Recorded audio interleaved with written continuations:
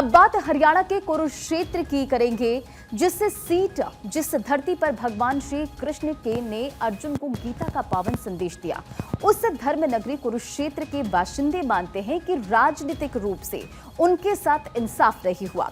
लोगों का कहना है कि महाभारत की लड़ाई के लिए विश्व विख्यात कुरुक्षेत्र का उतना विकास नहीं हुआ जितने के वह हकदार हैं। लेकिन 2024 का मुकाबला और दिलचस्प हो गया है। इस बार इस सीट से 20 साल बाद फिर से एक बार नवीन जिंदल के सामने अभय चौटाला होंगे।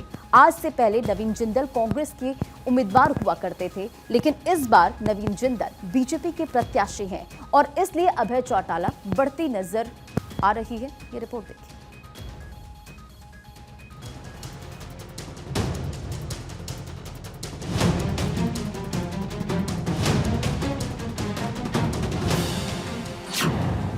कुरुक्षेत्र की लड़ाई में किसकी होगी जीत? धर्म नगरी पर चौटाला परिवार की बरसों से नजर। 20 साल बाद फिर अभय और जिंदल आमने सामने। विश्व के मानचित्र पर कुरुक्षेत्र लोकसभा क्षेत्र एक अलग ही पहचान रखता है, क्योंकि यही वह क्षेत्र है जहां पर भगवान श्री कृष्ण ने अर्जुन को गीता का उपदेश दिया था। वही श्रीमद् भागवत गीता आज हर एक समुदाय के व्यक्ति को अपनी जिंदगी में आगे बढ़ने का रास्ता दिखाती है। आज 2024 में हो रहे लोकसभा चुनाव में कुरुक्षेत्र लोकसभा सीट सबसे हॉट सीट बनी हुई है, क्योंकि इस सीट पर इंडिया गठबंधन के केवल हरियाणा में एक ही उम्मीदवार चुनाव लड़ रहे हैं, सुशील गुप्ता। तो दूसरी तरफ प्रमुख उद्योगपति जो पहले कांग्रेस में होते थे, अब बीजेपी के नवीन जिंदल चुनाव लड़ रहे हैं और इंडियन नेशनल लोक दल की तरफ से यहां पर अभय चौटाला चुनाव लड़ रहे हैं। तीनों में मुकाबला तिकोना बना हुआ। महाभारत काल से ही कुरुक्षेत्र का अपना एक खास महत्व रहा है। यहीं पर कौरवों और पांडवों के बीच लड़ाई हुई थी। जब भी महाभारत का जिक्र आता है, कुरुक्षेत्र भी जहन में आ ही जाता है।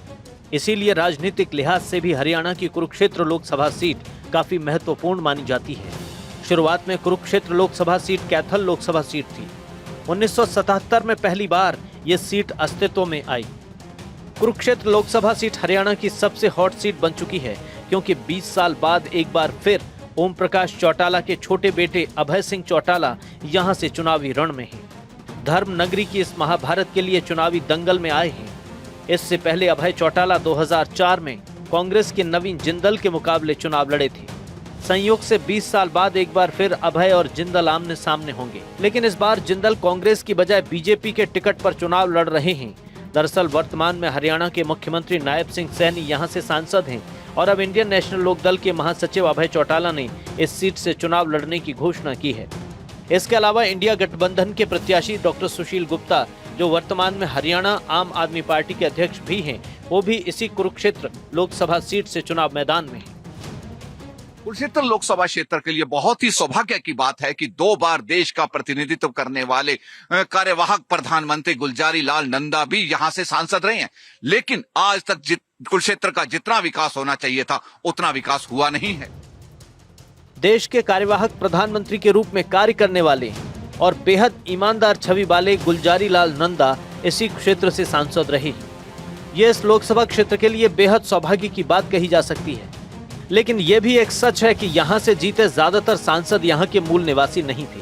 राजनीतिक दलों ने पैराशूट से अपने चहेतों को यहां से टिकट दी और जनता ने उन दलों के सम्मान को लेकर दिल खोलकर उन उम्मीदवारों को जिताया। राजनीतिक दलों के इस खेल में कुछ महत्वपूर्ण निर्णायक भूमिका में नजर आने वाले समाज लगातार अनदेखी का शिकार होते चले गए। बहुसंख्यक आबादी में बेहद कुशल नेतृत्व और क्षमता वाले इस समाज के कई नेता बेशक इस बात की पीड़ा आज भी महसूस करते हैं। बावजूद इसके पार्टी के कर्तव्यनिष्ठ, ईमानदार और वफादार सिपाही के तौर पर धर्म नगरी में जन्मे नेताओं ने पार्टी धर्म को निभाया। शिक्षा के क्षेत्र में 5 साल में कुरुक्षेत्र में खूब तरक्की हुई है। 100 करोड़ रुपए का सेंटर ऑफ एक्सीलेंस मिला और NID की स्थापना हुई। लोकसभा क्षेत्र का हिस्सा कैथल के कलायत और गोहला चीका में 2 राजकीय कॉलेज मिले। 5 साल में सड़कों का खूब विकास हुआ। पेयजल और सीवरेज में भी अभी और काम करने की जरूरत है। कुरुक्षेत्र का यह दुर्भाग्य ही कहा जाएगा कि सभी पार्टियों ने यहां से अपने चहेते पैराशूट लोकसभा उम्मीदवारों को उतारा। वहां कुरुक्षेत्र की जनता ने उन्हें सर माथे पर बिठाया, उन्हें चुनाव जिताकर देश की सबसे बड़ी पंचायत में भेजा। लेकिन जीतने के बाद यहाँ पर जो भी सांसद बने उन्हें कुरुक्षेत्र का उतना विकास नहीं करवाया जितना कि कुरुक्षेत्र हकदार था। इतिहास के नजरिए से कुरुक्षेत्र लोकसभा क्षेत्र विश्व के मानचित्र पर अपनी अलग ही पहचान रखता है, क्योंकि इसी क्षेत्र में महाभारत का युद्ध हुआ था। यहीं पर भगवान श्री कृष्ण ने अर्जुन को गीता का उपदेश दिया। कुरुक्षेत्र लोकसभा क्षेत्र के पहवा और फल्गु क्षेत्र में हिंदू धर्म के लोग अपने पितरों की मुक्ति के लिए पिंडदान करते हैं। मान्यता है कि फल्गु और पहवा क्षेत्र में पिंडदान करने से पितरों को बैकुंठ में वास मिलता है। पहवा में आज भी कुमार कार्तिकेय का मंदिर है, जहां महिलाओं का जाना वर्जित है। ऐतिहासिक दृष्टि से कुरुक्षेत्र का बहुत ही ज्यादा महत्व है। यही वह क्षेत्र है जहां पर महाभारत का युद्ध हुआ था और साथ ही साथ पेहवा और फल्गु क्षेत्र वो क्षेत्र है जहां पर हिंदू धर्म में अपने पितरों की मुक्ति के लिए वहां पर उनका पिंडदान किया जाता है। ग्रंथों में मान्यता है कि पेहवा और फल्गु क्षेत्र में आकर जो भी व्यक्ति अपने पितरों के मान्यत पिंडदान करते हैं उनके पितरों को वैकुंठ वास मिलता है। साथ ही साथ पेहवा में कुमार कार्तिकेय का आज भी वो मंदिर है जिस मंदिर में महिलाओं का जाना वर्जित है। वीडियो जर्नलिस्ट सूरज कुमार के साथ डॉक्टर थानेश्वर शर्मा, कुरुक्षेत्र।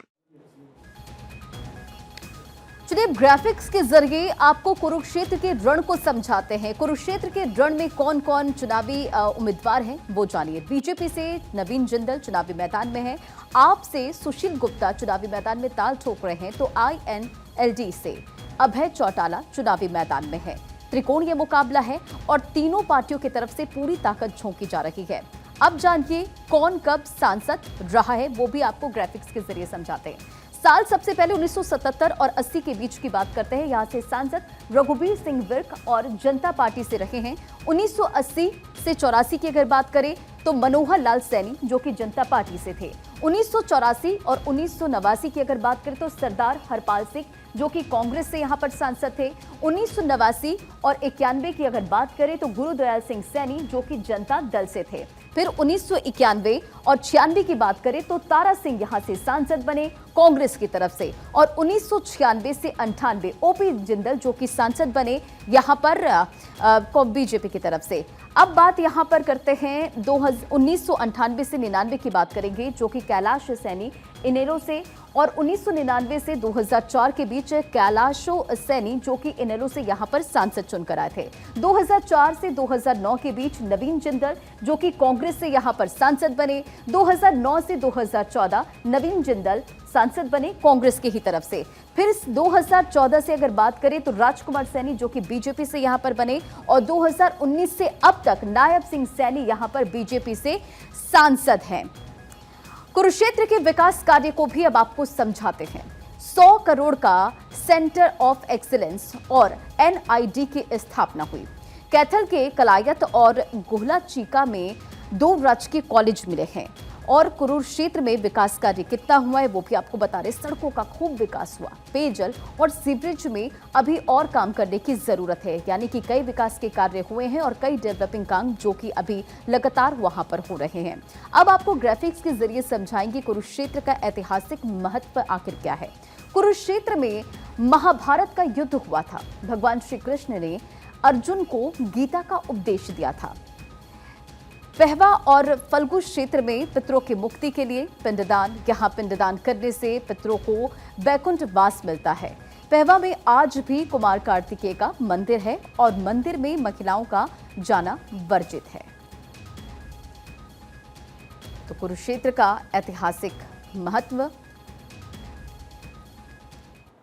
और मदर्स आपको ये भी बताते चले, आगे बढ़ते हैं खबरों में और अब बात करेंगे